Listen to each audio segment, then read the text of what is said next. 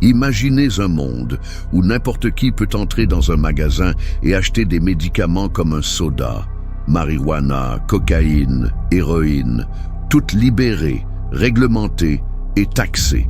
Est-ce la fin de la guerre contre la drogue ou le début d'un effondrement social? D'une part, les défenseurs de la légalisation disent que l'interdiction n'a jamais fonctionné, que l'État passe des milliers de milliards dans une guerre perdue et que chacun devrait avoir le droit de décider de ce qu'il fait de son propre corps. De l'autre, les critiques avertissent, si nous avons déjà des épidémies de surdose et des crimes liés à la drogue, imaginez que tout est légalisé. Était-ce une bombe à temps sur le point d'exploser? Après tout, libérer l'utilisation de drogue sauverait des vies ou serait-ce une tragédie annoncée? Préparez-vous, car dans cette vidéo, nous disséquerons ce thème sans censure et sans crainte de controverse. La guerre contre la drogue a duré des décennies et nous sommes honnêtes. Il a échoué. Des milliers de personnes sont arrêtées chaque année. Des milliards de dollars sont dépensés pour la répression et pourtant, la traite reste plus forte que jamais. Si l'interdiction fonctionnait, le problème aurait été résolu, non? D'un autre côté, la solution vient-elle vraiment pour tout sortir? Si les drogues sont légalisées, la consommation augmentera-t-elle? Est-ce que cela diminuera? La criminalité se terminera-t-elle ou ne fera-t-elle que la forme? Certains pays ont essayé la légalisation partielle, comme le Canada et certains États américains atteints de marijuana. D'autres étaient encore plus éloignés, comme le Portugal, qui a décriminalisé tous les médicaments. Mais nous avons également l'autre extrême. Les pays ayant des sanctions graves pour les utilisateurs et les trafiquants, comme l'Indonésie et l'Arabie saoudite. Qui a raison dans cette histoire? Ce débat implique des problèmes de santé morale, économique et publique. D'une part, nous avons ceux qui soutiennent que chacun a le droit de faire ce qu'il veut, avec son propre corps. De l'autre, ceux qui avertissent que les médicaments affectent non seulement l'utilisateur, mais aussi la société environnante. Si la légalisation est le chemin, comment s'assurer qu'elle ne devient pas une catastrophe de santé publique? Et si l'interdiction est maintenue, comment mettre fin à la traite et toutes les violences qu'elle apporte? Maintenant, allons dans les arguments de chaque côté de cet affrontement. Argument en faveur de la légalisation. Si la guerre contre les médicaments échouait, quelle serait l'alternative? Pour les défenseurs de la légalisation, la réponse est simple, régulière, contrôle et fiscalité. Le plus grand argument en faveur de la légalisation est que le trafic n'existe que parce que les drogues sont illégales. Pensez-y, lorsque l'alcool a été interdit aux États-Unis dans les années 1920, il n'a pas mis fin à la consommation. Au contraire, il a créé un marché noir dominé par des gangs violents.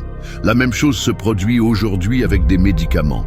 Si l'État prend le contrôle, les trafiquants perdent leur plus grande source de revenus. Moins d'argent pour les cartels, moins de corruption, moins de violence. Pensez-vous que le crime organisé survivrait sans le bénéfice de la drogue milliardaire? Dans de nombreux pays, une grande partie de la population carcérale est composée d'utilisateurs et de petits trafiquants. Ils sont jeunes, souvent à faible revenu, qui entrent dans le crime par manque d'opportunités et finissent par condamner à de longues pénalités. Pensez maintenant, vaut-il la peine de dépenser de l'argent public pour arrêter ceux qui consomment de la drogue? Pendant ce temps, les grands trafiquants restent en vrac ou corrompent le système. Si la drogue était réglementée, la police pourrait se concentrer sur des crimes plus graves. Combien de personnes meurent d'une surdose ou de la consommation de drogues falsifiées? Aujourd'hui, les utilisateurs ne savent pas ce qu'ils achètent. Sur le marché illégal, la cocaïne peut être mélangée avec des substances mortelles, les comprimés peuvent être contrefaits et même la marijuana peut contenir des produits chimiques dangereux. Si l'État contrôlait la production et la vente, elle pourrait garantir un minimum de qualité et de sécurité. Au lieu de lutter contre l'utilisateur, l'accent serait mis sur la réduction des dommages, offrir un traitement et éduquer sur les risques. Parlons de l'argent. Aujourd'hui, la circulation déplace des milliards, mais tout cet argent va au crime. Imaginez maintenant si ce marché a été taxé. Au Canada et aux États-Unis, La légalisation de la marijuana a généré des milliards de dollars d'impôts, utilisés pour la santé, l'éducation et les infrastructures. Et ce n'est qu'avec la marijuana. Si d'autres médicaments étaient réglementés, l'impact financier serait gigantesque. Et en fin de compte, beaucoup soutiennent que la consommation de drogue doit être une décision individuelle. Si une personne veut boire jusqu'à ce qu'elle tombe ou fumer une cigarette en sachant que c'est mauvais, pourquoi le même principe ne s'applique-t-il pas à d'autres drogues? L'État devrait-il protéger les personnes elles-mêmes?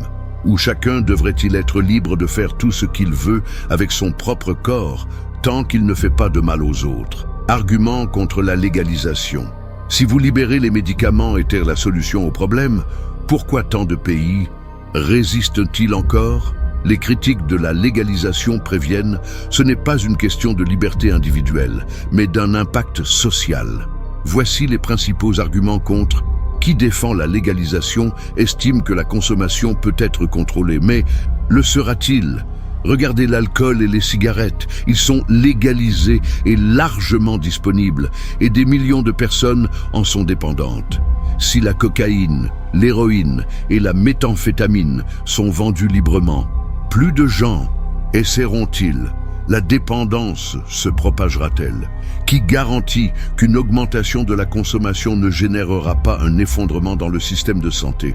La légalisation n'élimine pas les dommages causés par les médicaments. Au contraire, il peut faciliter l'accès à des substances extrêmement addictives et destructrices.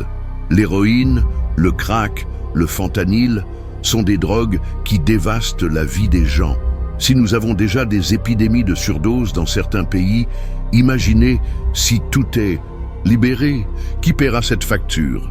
Qui s'occupera de l'augmentation des toxicomanes, des chômeurs et des familles détruites? L'idée que la légalisation détruira le trafic semble logique, mais le crime organisé acceptera-t-il simplement de perdre des milliards de dollars? Où vont-ils s'adapter? Si les drogues sont vendues légalement, les trafiquants peuvent réagir de plusieurs façons. Réduire les prix pour concurrencer le marché juridique, créer de nouveaux médicaments encore plus puissants et addictifs, approfondir d'autres crimes comme l'extorsion, les enlèvements et la traite des êtres humains. Le crime organisé ne disparaît jamais, il se réinvente. Imaginez un scénario où une plus grande partie de la population est sous l'influence des médicaments régulièrement. Comment cela affecterait-il la productivité au travail? Les entreprises devraient faire face à des employés moins productifs, à la suppression de la dépendance et même à des accidents de travail.